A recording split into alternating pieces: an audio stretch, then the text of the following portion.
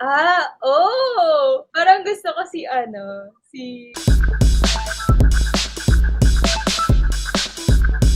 If ever na tanungin ka, "Atasca, anong gusto mong next na gagawin? Anong gusto mong next project?" next project. Dream role, gano'n. Yes, oo. Parang gusto ko si ano, si Fifty Shades of Grey. Si Why not? Anastasia, si Oo. Anastasia Steele. Kasi idol ko si ano, Dakota Johnson.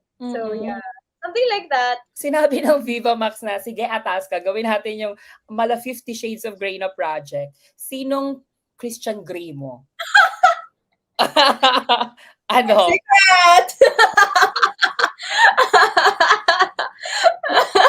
Ano, may naiisip ka ba? Sinong tingin mong, naiisip mong puwedeng gumanap as your Christian Grey?